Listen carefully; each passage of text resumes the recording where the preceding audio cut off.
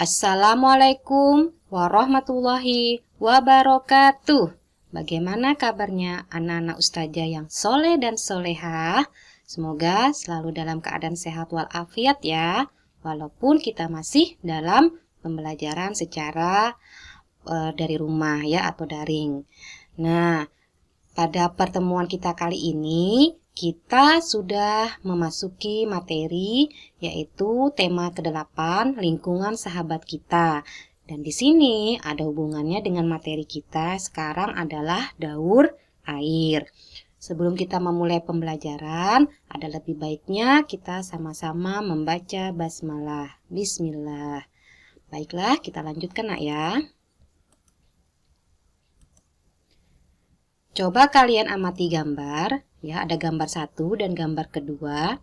Gambar pertama ini kalian bisa perhatikan bahwa terdapat beberapa tanaman yang menghijau, ya subur dibandingkan dengan gambar kedua, di mana pada gambar kedua ini, ya kalau kita perhatikan ini adalah sebuah lahan pertanian yang mengering atau tandus. Nah, kira-kira penyebabnya apa ya? Ternyata salah satu unsur penting dalam lingkungan ini adalah air. Jadi kita harus menjaga dan melestarikan air. Nah, kita lanjutkan ya supaya kita akan paham bagaimana cara melestarikan air tersebut. Kita tahu bumi kita ini ya disebut dengan planet air. Dari mana datangnya air? Mengapa air yang kita gunakan setiap hari ya seperti udara yang kita gunakan ini tidak akan habis? Karena air ini akan mengalami proses ya atau yang kita kenal dengan nama daur atau siklus air. Nah, daur ini apa? Daur ini adalah perubahan yang terjadi secara berulang-ulang melalui pola-pola tertentu. Bagaimana pola-pola tertentu itu? Yuk kita lanjutkan ya. Sebelumnya, pada materi kita ini ada berhubungan dengan ayat Al-Quran surah An-Nur ayat 43. Artinya adalah, tidaklah kamu melihat bahwa Allah mengarak awan, kemudian mengumpulkan antara bagian-bagiannya, kemudian menjadikannya bertindih-tindih. Maka kelihatanlah olehmu hujan keluar dari celah-celahnya, dan Allah juga menurunkan butiran-butiran es dari langit, dari gumpalan-gumpalan awan seperti gunung-gunung, maka ditimpakannya butiran-butiran es itu kepada siapa yang dikehendakinya, dan dipalingkannya dari siapa yang dikehendakinya. Kemudian kilauan kilat awan itu hampir-hampir menghilangkan penglihatan. Subhanallah ya, kalau kita perhatikan semua ini tidak lepas dari firman Allah di bumi ini ya. Nah, ini adalah gambar dari proses siklus air ya. Jadi tadi kita Ustazah sudah menyampaikan bahwa daur air adalah suatu perubahan yang terjadi di mana terjadi secara berulang-ulang. Nah, siklus air ini memiliki beberapa komponen yang sangat penting. Salah satunya pastinya adalah cahaya matahari. Kemudian ada evaporasi, kondensasi, presipitasi. Nah, ini yang akan kita jelaskan. Daur air itu terjadi diawali dengan cahaya matahari yang sangat panas pada siang hari menyebabkan semua yang berada di permukaan bumi ini akan mengalami proses yang kita kenal dengan nama penguapan atau evaporasi. Evaporasi ini adalah perubahan benda cair menjadi gas, menguap semuanya. Dan transpirasi juga terjadi pada tumbuhan. Transpirasi itu apa? Transpirasi adalah proses penguapan yang terjadi pada tumbuhan dan terjadi pada siang hari. Kemudian proses yang kedua ya, setelah menguap, kemudian air laut dan beberapa tumbuhan yang ada di muka bumi ini mengumpul akan membentuk menjadi awan. Nah, awan ini akan menjadi dingin sehingga menyebabkan perubahan yang kita kenal dengan nama proses pengembunan yaitu perubahan cair menjadi gas, gas kemudian menjadi cair, atau yang kita kenal dengan nama kondensasi.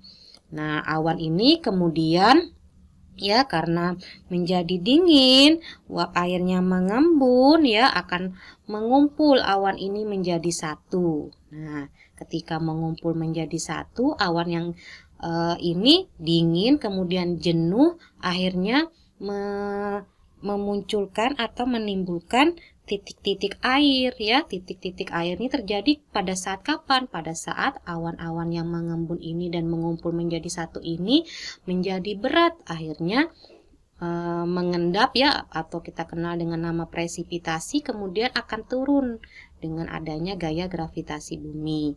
Nah, titik-titik air ini ketika berada di awan di atas langit ini ya, dalam bentuk butiran-butiran es yang sangat dingin. Kenapa dia berubah menjadi butiran-butiran air? Karena terkena udara panas yang ada di permukaan bumi. Nah, kemudian turunlah menjadi hujan. Air hujan ini kemudian diserap oleh tanaman menggunakan akar, ada tanah ya, kemudian bermuara lagi kembali ke sungai dan akhirnya ke laut. Nah, proses yang berulang-ulang inilah yang kita kenal dengan nama siklus air. Nah, infiltrasi di sini adalah proses penyerapan oleh akar tanaman, tanah ke dalam permukaan bumi ya. Kemudian membentuk menjadi sumber atau cadangan yang kita kenal dengan nama air tanah ya. Seperti itu. Kita lanjut nak ya. Sekarang kita masuk ke siklus air tanah. Nah, tadi air yang sudah diresap atau diserap itu akan bergerak meninggalkan tanah menuju udara. Kemudian aliran air ini ke sungai, ke laut, ada yang tergenang seperti danau, kemudian bergerak memasuki tanah ya, tanah melalui celah-celah dan pori-pori serta batuan yang ada di dalam permukaan bumi membentuk cadangan air ya. Cadangan air ini kemudian kalau di daerah hutan itu namanya daerah resapan air. Jadi hutan itu sangat penting. Kenapa? Karena jika banyak hutan berarti banyak juga resapan airnya sehingga membentuk cadangan air yang berguna ketika pada musim kemarau. Nah, bagaimana cara kita supaya cadangan air ini tetap aman, tetap lestari? Maka kita harus mengurangi penebangan hutan, pembangunan jalan dengan aspal dan beton. Jadi kalau bisa sepanjang jalan itu ada tanah kosong untuk menanam tanaman supaya bisa menjadi daerah resapan tanah. Seperti itu ya. Kemudian kita lanjutkan. Nah, ternyata siklus air ini ada hubungannya dengan bencana kekeringan. Tadi Ustazah sudah jelaskan ya, ketika hujan turun otomatis tanah ini akan menjadi subur ya. Kenapa? Karena ada resapan airnya, ada cadangan airnya. Sehingga pada musim kemarau tidak akan kekeringan seperti ini ya. Jadi, hutan ini harus dijaga, harus dilestarikan. Bagaimana cara menjaganya? Ya, yang pertama kita harus menghemat air. Kalian ketika mandi, berwudu, usahakan sih hemat airnya. Jangan membuka keran terlalu deras, terlalu kencang. Usahakan ya secukupnya ya, seperti itu supaya air yang kita gunakan apalagi di Bontang ini kalau musim kemarau susah airnya ya. Tapi kalau musim penghujan kita kadang-kadang kebanjiran. Kenapa? Karena tidak ada hutan dan tidak ada tanaman yang bisa meresap air yang berlebihan itu ketika hujan. Kemudian, kita galakkan membuat lubang resapan biopori. Coba lakukan di rumah kalian ya. Alhamdulillah di Bontang ini, kalau tidak salah itu sudah banyak di taman-taman kota itu resapan-resapan biopori. Nah, inilah yang menyebabkan tanah menjadi lebih bagus ya, karena tanah menjadi subur. Kemudian resapan air juga bisa tertahan ketika musim hujan. Jadi bisa dilakukan di rumah. Nah, caranya bagaimana? Bisa kalian browsing di internet. Banyak ya cara mudahnya.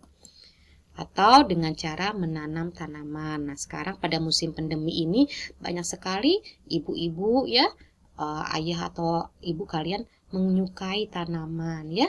Karena salah satunya bisa menyebabkan udara menjadi segar karena tanaman ini menghasilkan suplai oksigen ya. Semoga materinya bisa dipahami nak ya. Nah, tugas kalian di rumah, coba kalian kerjakan tema 8, halaman 55 sampai 56. Kemudian kalian buat diagram atau gambar daur air semenarik mungkin ya. Kalian warnai, jangan tidak diwarnai supaya lebih menarik ya. Bisa kalian pahami dengan membuat diagram proses daur air ya. Nah, demikianlah materi yang bisa Ustazah sampaikan. Semoga bermanfaat. Tetap semangat belajar di rumah. Tetap melaksanakan sholat 5 waktu. Jangan lupa juga ketika keluar selalu menggunakan masker ya. Demikian yang bisa Ustazah Erni sampaikan. Lebih kurangnya Ustazah mohon maaf. Wassalamualaikum warahmatullahi wabarakatuh.